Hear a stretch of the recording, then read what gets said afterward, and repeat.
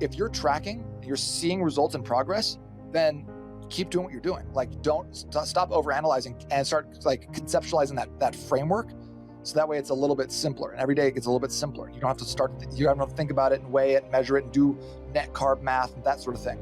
Just like as much as you can, simplify down as long as it's working. This year specifically, I did 160 workouts. I tracked them all. I did a really good job with it.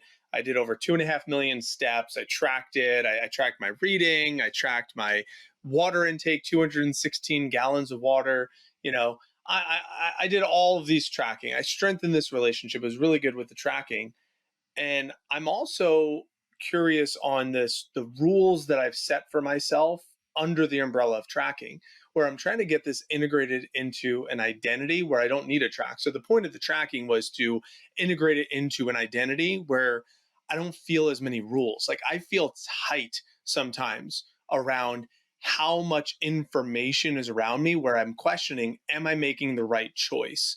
And that's an insecurity for me that I don't know if any of the audience members listening to this could relate to, but it's like it's information overload, analysis paralysis. Am I making the right choice? Is this actually good for me? Um, and I would love to hear from you on like what do you coach your people if you have an entrepreneur or a mom or a dad or someone that you're coaching that has this analysis paralysis, or like, am I making the right choice whenever they put something in their mouth? What advice or what counsel do you offer to them if they feel a similar way that I feel?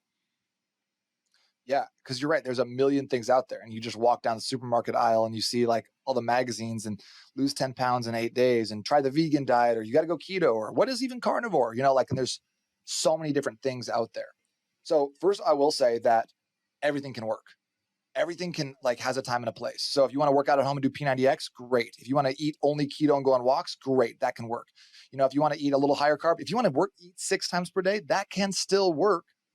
But when you start to mix and match these ideas and start creating like, okay, well, I'm going to do this because I like this, but I'm also going to do the Smolov squat cycle, and I'm going to squat 6 times per week. And you start combining these things that are definitely not like that are not congruent with each other.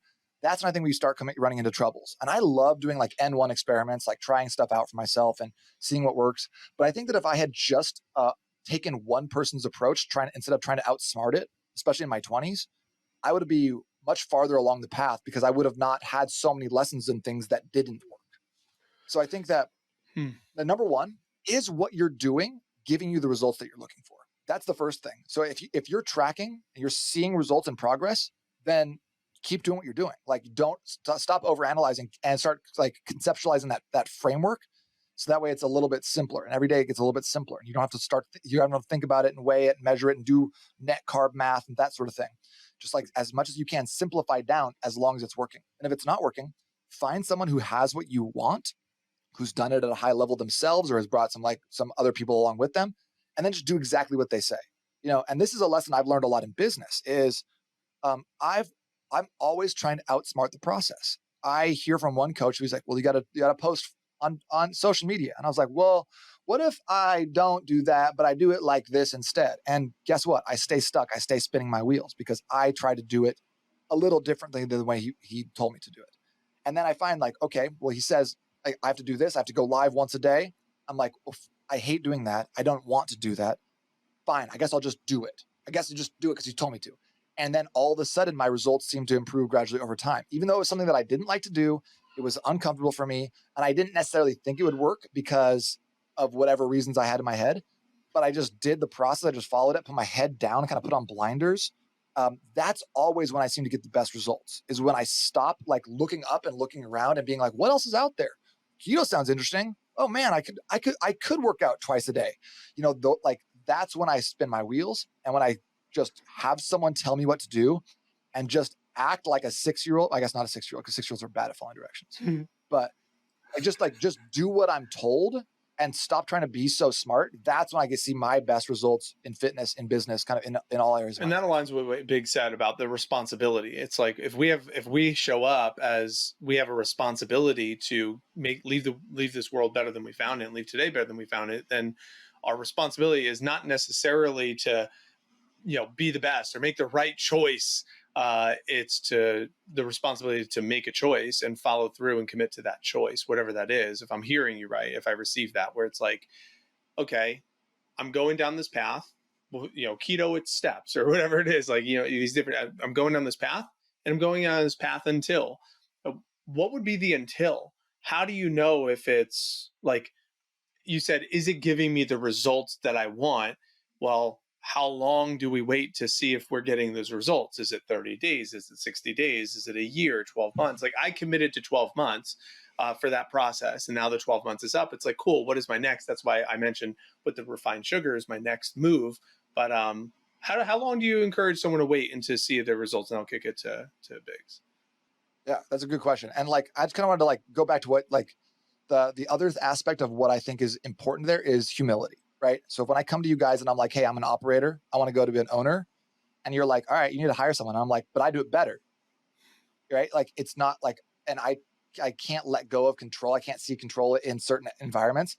I'm never going to complete your system, and I'm never going to get the results that you told me I was going to get because I couldn't let go of that thing and start and just have the humility to show up and be like, just tell me what to do, man.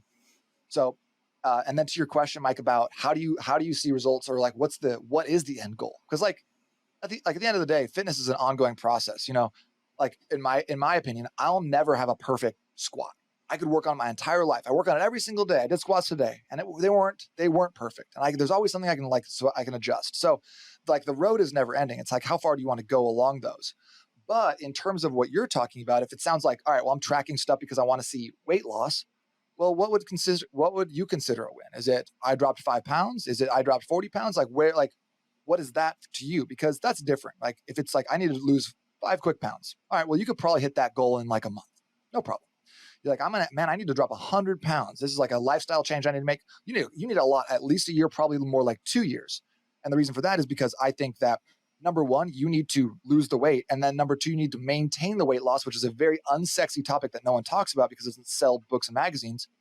But if you don't reset your body's natural set point, it's going to be like, it's going to hit you with the Biggest Loser, which by the way, 99% recidivism rate on that. Like everybody gains their weight right back because they don't let it sit long enough for their body to actually be like, okay, I exist at 180 pounds now rather than 280 or whatever it is. So that's like resetting your body's natural set point. Very, very important. So I like to have a little longer runway. So previously I used to sell like 3-month programs. Now I'm trying to make sure that people know like, hey, this is at least a year-long process. Even if you're trying to lose 10 pounds, you probably still need to allot a year to be thinking about your fitness and to be like involved with this. And then the last thing I'll say on that is that one metric that I think I can say like globally applies to everybody in terms of how do you have vibrant health? How do you make sure your body's processing carbohydrates correctly? How do you make sure that your energy is on point? And that's the waist to height ratio. Waist to height ratio. And you measure your waist at your like narrowest point of your belly. So like an inch, half inch above your belly button. And then divide that in inches by your height. And once you get that number to about 0.46, I found to be the magic number.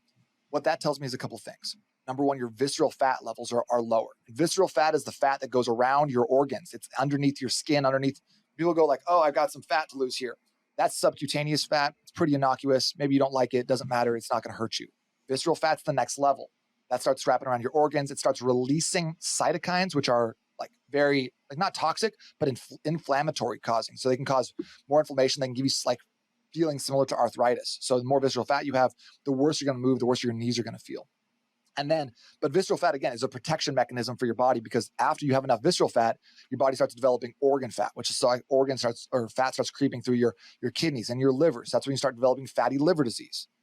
More as an aside, so they did a study, maybe it was a study, maybe it was just like a kind of an amalgamation of information, but people who needed a new liver, they would go to friends and family and be like, hey, like anyone can donate part of a liver, because you give them part of a liver, it can grow back.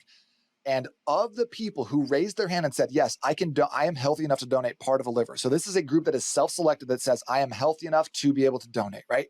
So not people who are like 350 pounds, not people who are alcoholics, right? So it's already a group that's self-selected down to pretty healthy. I'm fine. 80% of those people were not eligible to be donors because they already had some sort of onset of fatty liver disease. This is an epidemic. This is crazy. Okay. So once you start having that, your body starts shutting down. Your metabolic functions are not working as well. You're not processing out toxins as well. Your liver's not working quite as well. You're not getting the insulin sensitivity. So your body is stacking more fat into fat storage rather than putting it into muscles. So it's this whole just negative downward spiral. So that's why I think the 0.46 of waist to height ratio is critical if you want to lead a long, healthy life that's free of toxicity, inflammation, and that gives you the ability to have eat your food and be able to process it appropriately. I think that's kind of a non-negotiable. So I always push people towards that first. Like, you want to bulk up, you want to gain a lot of size, great.